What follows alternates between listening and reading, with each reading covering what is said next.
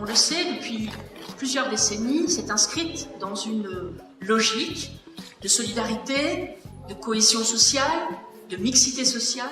Voilà, j'ai reçu un courrier ce matin que je ne comprends pas. Il y a une augmentation. De quel contrat s'agit-il? Du contrat de voiture dont nous avions parlé il y a 3 semaines. Ah oui, faites voir. Ah oui. Mais son dossier est similaire à celui de Madame Lefebvre. C'est pas exactement la même chose. Je ne pense pas que ce soit le fils Lefebvre qu'on va retrouver en train de faire des rodéos nocturnes avec ses copains. Si tu vois ce que je veux dire. Ok, mais du coup, qu'est-ce qu'on peut faire quand on est confronté à un type comme ça? Qu'est-ce qu'on peut faire? Ah, le faire changer d'état d'esprit, ouais. Ok, et en étant quel personnage, par exemple, tu penses là? La jeune. Tu veux faire la jeune fille? Tu peux faire un jeune garçon. En étant son fils, on l'applaudit. Son dossier est similaire à celui de Madame Lefebvre. C'est pas exactement la même chose. C'est pas le fils Lefebvre qu'on va retrouver avec ses copains en train de faire des rodéos nocturnes dans le quartier. Oui. Bonjour. Oui. Bonjour. Madame, enchantée. Oui, bonjour. Je dois rester à l'accueil, s'il vous plaît. J'aimerais bien vous voir, 5 minutes. Pas de problème, j'en ai bien. Votre discours me dédie un peu.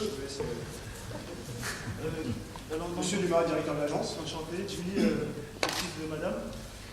Elle m'a déclaré comme second conducteur, on lui a proposé un tarif à 25 €, là on se retrouve à 200 €. Je crois que je vous entends dire, parler de François ou je sais pas qui,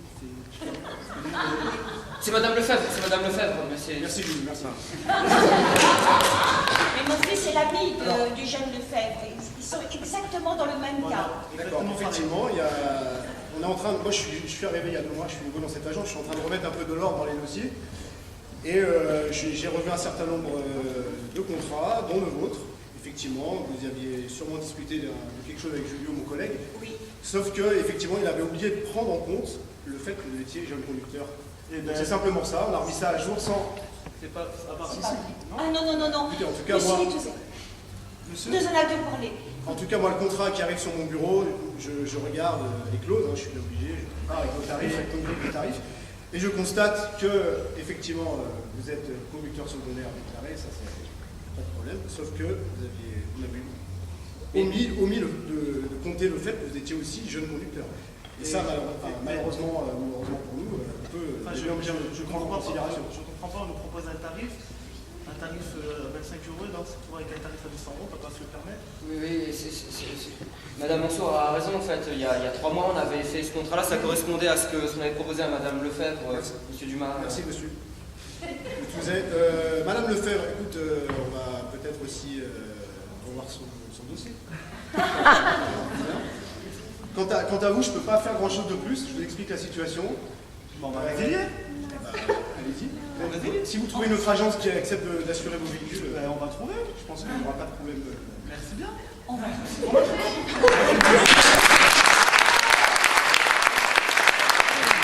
Il a dit ok non, j'arrête de négocier en fait, là ça me plaît pas ce qui se passe, je m'en vais.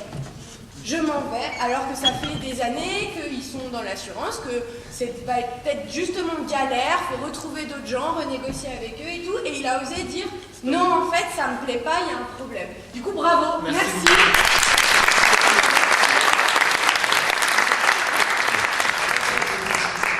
Voilà, alors du coup, oui. Exact. Il y a oublié une chose, c'est qu'il y a des lois et que même en partant en résilience, on peut dire voilà, c'est un cas typique de discrimination. Et je vais porter plainte. Ok, il aurait pu dire ça, ok. Est-ce que c'est facile à dire ça? Est-ce que c'est facile de se dire ah là ce qui se passe, c'est que je vis une discrimination? Est-ce que ça c'est facile de le dire et de le conscientiser? Donc là, ça veut dire qu'on voit que pour lutter contre la discrimination, ce qui est la seule chose qui est possible, c'est qu'on a besoin d'alliance en fait. Le personnage de Julio, en fait, il est témoin et du coup, soit il est complice, s'il fait rien, soit il est solidaire. Il essaye de choisir son camp, il a une position entre deux. Et ça arrive souvent aussi. Voilà, avec Isabelle.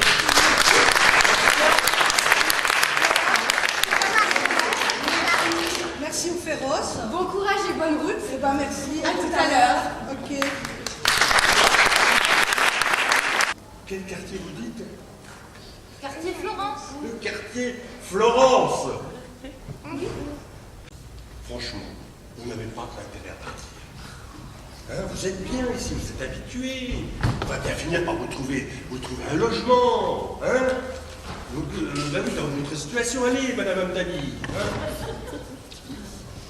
Et puis, un logement social. Allez. Non, mais c'est tellement long de trouver un appartement dans ce quartier. Oh, ne soyez pas pessimiste, Madame Amdani.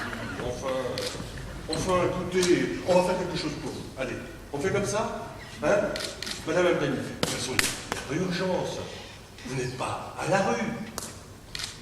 Si vous croyez. Allez, vous m'amenez-moi dans un mois, Madame Amdani, et on en repart. Allez, au revoir, Madame Amdani. Au revoir. Au revoir.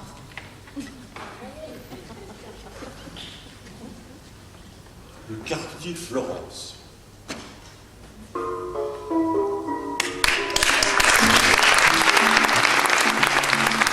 Ouais, donc il a considéré qu'elle n'avait pas les revenus suffisants d'entrée de jeu. Il a estimé pour elle que c'était pas bon. Oui. Est-ce que c'est quelque chose de crédible? Est-ce que c'est quelque chose qui vous paraît... Oui. C'est quelque chose qui peut avoir été vécu, ça vous a paru crédible? Oui. Le monsieur, il est là pour... il travaille pour un logement public. Oui. Pour un bailleur public. Oui. Donc, il aurait fallu lui demander comment les décisions sont prises, parce que c'est pas lui tout seul qui les prend. C'est pas comme dans le privé. Il n'a pas pris de décision. Il annonce des choses, alors qu'en fait, c'est pas lui tout seul qui décide. Il y a des commissions pour le logement public. Oui. Donc, pour moi, cette scène, c'est une scène du logement privé. C'est une scène du logement privé. Oui. Alors, le témoignage qui a été évoquait en fait un logement public, un logement social, et pas privé. Mais est-ce que vous pensez qu'il a été discriminant dans cette scène? Enfin, est-ce que son comportement, est-ce qu'il l'a empêché d'accéder à un service?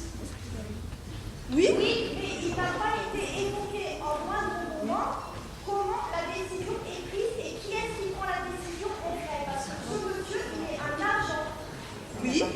Il est un agent, c'est pas le patron, c'est pas le chef, c'est un agent. Mais le problème, c'est qu'il n'a pas pris de décision. Vous vouliez prendre la parole, madame? Comment? Il l'a dissuadé. Oui. Il a un rapport très très paternaliste, il ne la considère pas comme quelqu'un qui est capable de choisir par elle-même ce qu'elle veut, et il l'empêche d'atteindre son objectif. Alors on va faire un petit essai, venez vous imposer.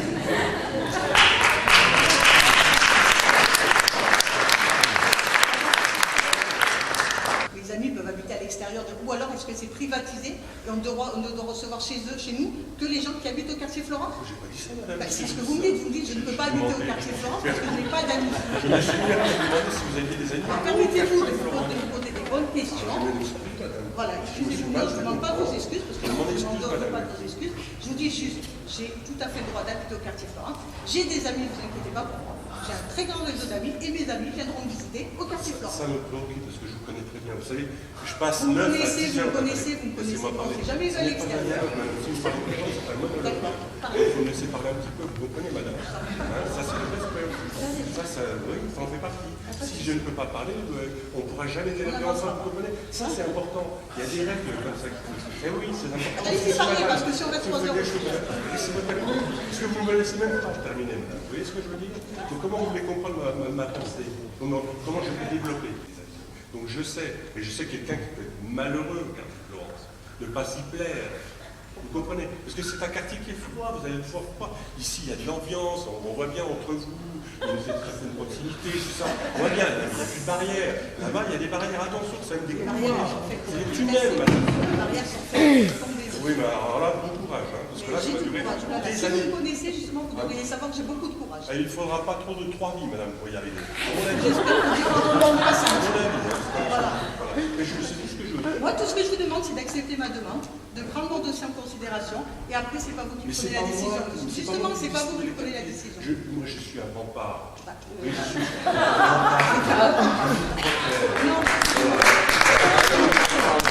Ne me protégez Et si quelqu'un veut vous du mal, je suis là pour vous. Et chasser les mauvaises pensées aussi. Ça, je pense que je vais voter sur la vote.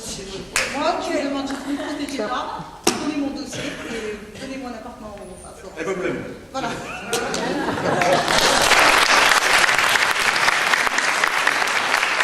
Elle a inversé les rôles. Elle a inversé les rôles. Elle a inversé la tendance tout à l'heure dans une version dans la supériorité. Et quand il tombe sur quelqu'un qui a un peu de caractère et qui ne se laisse pas marcher dessus, d'abord il essaie de se justifier, puis après au bout d'un moment il abdique parce que en fait c'est des gens qui essaient d'écraser ceux qui sont plus faibles pour eux. Vous pensez que c'est des personnes qui essaient d'écraser les... Je pense qu'ils essaient de, en plus de la discrimination, c'est des gens qui aiment avoir... Enfin, ils laissent pas parler les plus faibles qu'eux et ils essaient toujours de se montrer au-dessus et... D'accord, alors il y a deux Il réactions. reste très très protecteur, et moi c'est ça qui m'agace, il reste très paternaliste et très protecteur, mais je suis là pour vous protéger. Moi je veux bien aller lui parler. Comment? Je veux bien aller lui parler. Vous voulez aller lui parler? Ouais. Ben, écoutez, ne vous gênez pas.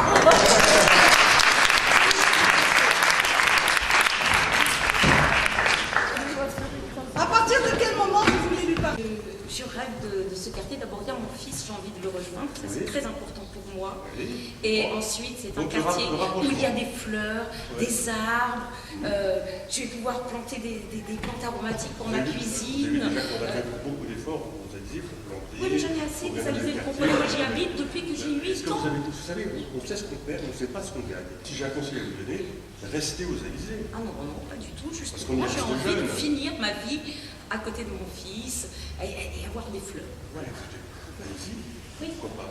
Ben, Pourquoi vous êtes venu me voir? Ben justement, je me demande. Vous me posez des questions. Non, donc je vais Vous n'êtes pas très sûr. pourquoi Vous êtes venu me voir parce que vous n'êtes pas très sûr. Vous vouliez peut-être un conseil. Avisez, c'est sur ça que vous vous dire. Alors je suis prêt à vous écouter. Qu'est-ce qui vous fait peur? Le quartier Florent, dites-moi.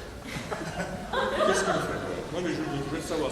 Il y a certainement quelque chose au fond de vous qui me dit. Ah non, je ne sais pas si je vais vous plaire. Je pense que j'étais mal informée. On m'a dit, va voir monsieur. On ne rappelle plus de votre nom, explique. Voilà, vous êtes mal informé.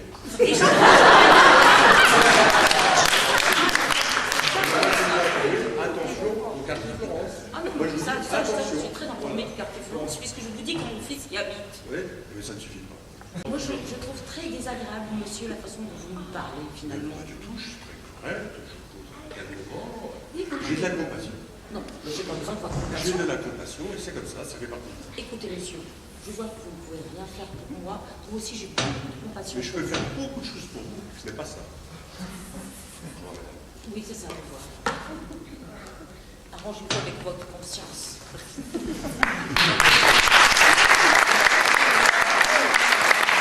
Je ne voudrais pas me faire emprisonner par cette scène parce qu'on nous met toujours dans ce type de débat comment améliorer le discours et c'est important dans le vivre au quotidien. Mais tout à l'heure, on a eu les politiques qui nous ont dit qu'au niveau de la métro, toutes les communes ont été mobilisées.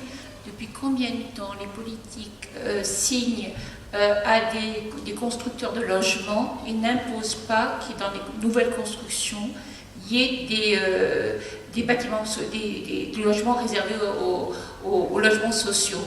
Donc on peut s'évertuer, on peut se fatiguer à essayer de négocier, à essayer d'améliorer le lien.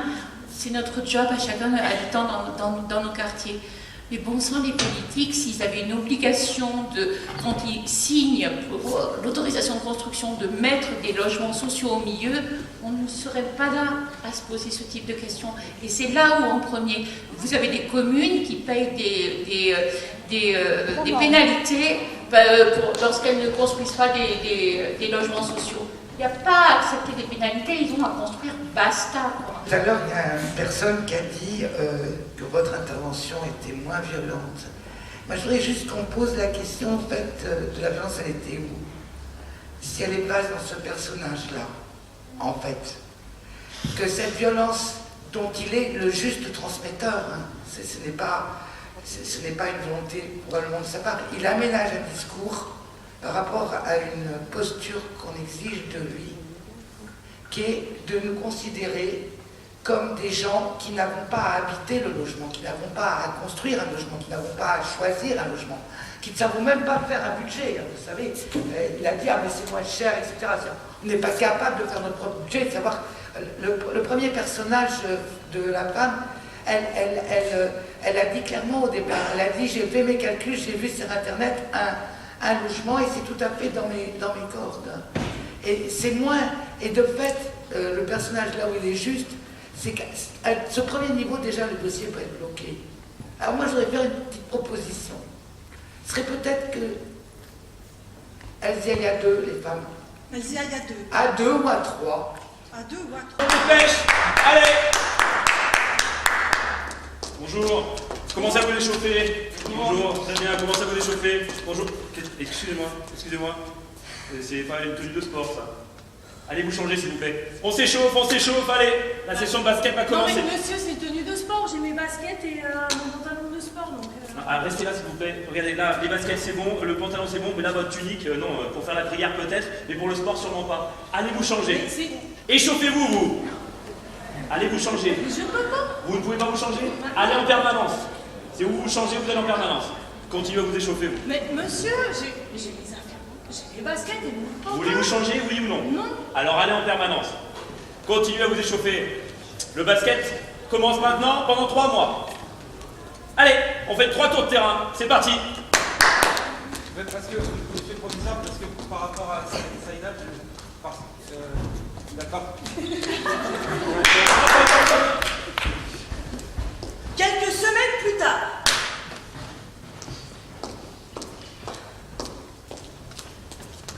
Tiens, ah bah non, tu n'as pas au sport? Ah bah non, non.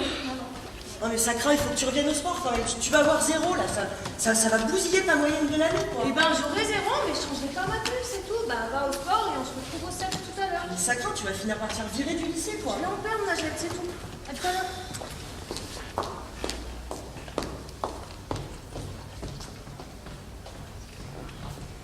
Merci. Il y a des effets spéciaux, j'ai changé de tenue.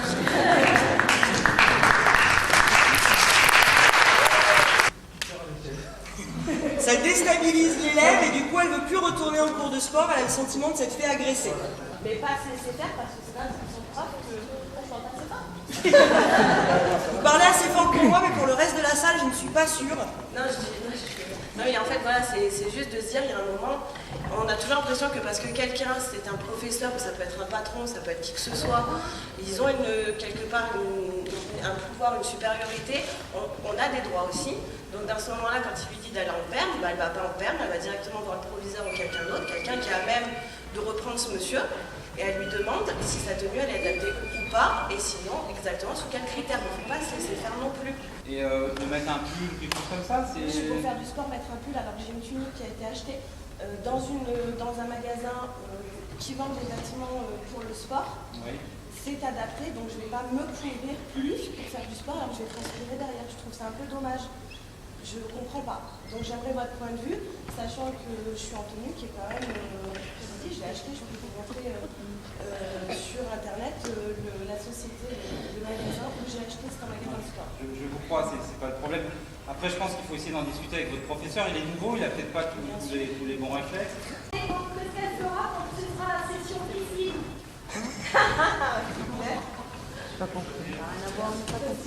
On n'a pas compris ce qu'elle a dit. Effectivement, c'est moins simple, oui. Je pense quand même que la vraie question, c'est pas de savoir ce qu'elle fera lorsque ce sera la session piscine, mais si sa tenue est réglementaire ou pas. Ouais.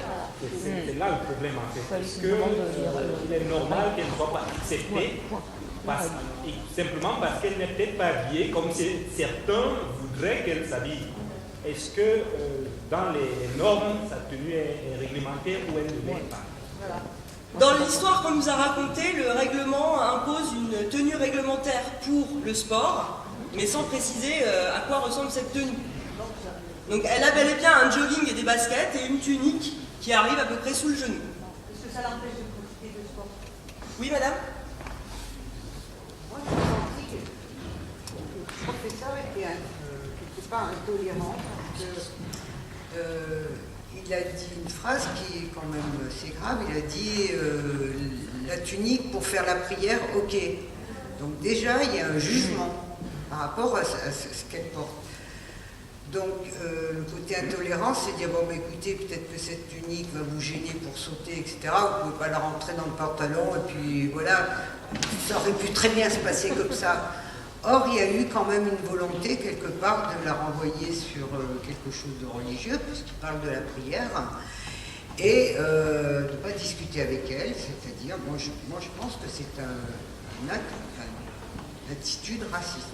Ça fait plusieurs fois qu'on utilise le mot racisme par rapport à la religion. Je pense qu'il faut faire attention à utiliser les mots justes. Il peut y avoir des discriminations par rapport à la religion. Assimiler la religion et l'appartenance à une race est déjà un racisme en soi. Donc faire très très attention, surtout là quand on est dans le cadre de ce genre de réflexion, sur l'utilisation des mots. Et je dirais même assimiler la religion à une prétendue race. Parce que si la lycéenne ou la collégienne avait adopté une tenue adéquate, comme on nous les a toujours imposé avec un règlement intérieur au sein des collèges et au sein des lycées, dans les primaires, dans les écoles primaires, je pense que cette scène n'aurait pas eu lieu. Donc si elle avait pris son jogging normal, sans, on va dire, que sa maman ou son papa ou son frère ou sa sœur, je sais pas, peu importe, hein, qu'on lui impose ou qu'elle veut mettre une tunique qui va jusqu'au genou, je regrette, mais moi-même, je dirais non. Donc je ne l'accepterai pas en cours. Voilà. D'accord. Allez vous changer s'il vous plaît. Continuez à vous échauffer s'il vous plaît. Non mais monsieur, moi je peux pas me changer. Je vais rester comme ça. Non mais ça c'est une tunique pour faire la prière à la rigueur, mais pas pour faire du sport. Allez vous changer. Continuez à vous échauffer. Excusez-moi. Oui. Pourquoi vous me parlez de prière? Parce que là sa tunique c'est pas une tunique de sport. Attention, je peux me prêter un vêtement, mais voilà, mais c'est la... Continuez à vous échauffer vous. Ce qui m'a choqué, c'est quand même la réflexion que vous avez faite, parce que c'était pas le moment de parler de prière. Très bien. Voilà, vous faites une allusion à sa religion, peut-être? Très bien. Je vous oui, parce que c'est une tunique pour faire la prière, oui. Donc je lui dis tout simplement, il n'y a rien de. Elle aurait mis une tunique. C'est pas une. C'est pas une comment dire, un habit pour la gym, c'est tout. Tout à fait. C'est pas adéquat à. C'est exactement ce que j'ai dit. Non, mais mademoiselle, continuez à vous échauffer s'il vous plaît. Et vous, mademoiselle, je lui aurais dit, elle aurait mis un maillot de basketball, c'était pareil, je lui aurais dit enlevez ce maillot de basketball qui était trop on va grand. parler de prière. Ben non, c'était un maillot de basket. Bah oui. Moi, c'est la prière qui me dérange. Très bien. Continuez à vous échauffer. Mademoiselle, je retire le mot prière. Est-ce que vous l'allez vous changer? Autrement, vous allez en permanence. Je vais faire un nœud là, et j'enlèverai pas la tunique. Bah faites votre nœud, allez-y. Et bah chauffez-vous maintenant que vous êtes en forme.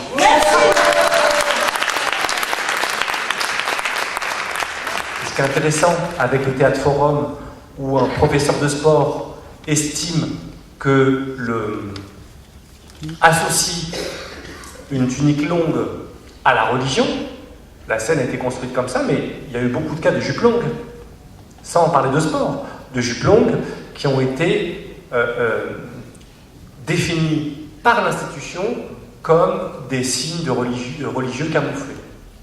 Et ça pose une vraie question, c'est la question de la neutralité. Ce n'est pas dans l'esprit de 1905 aux fonctionnaires de dire et de décréter ce qui est religieux ou pas. Et ce qui est intéressant dans cette scène-là, c'est qu'à partir du moment où c'est posé en termes religieux, il y a un conflit et deux postures intransigeantes, et à partir du moment où la question est reposée en termes de sécurité et de possibilité de faire du saut du 110 mètres haie avec une tenue longue, à ce moment-là, les postures d'intransigeance sont dépassées d'un côté comme de l'autre. Le cours se fait. Très intéressant, cette question de la transigence et des résistances qui renvoient à la manière dont le sujet, le problème est posé.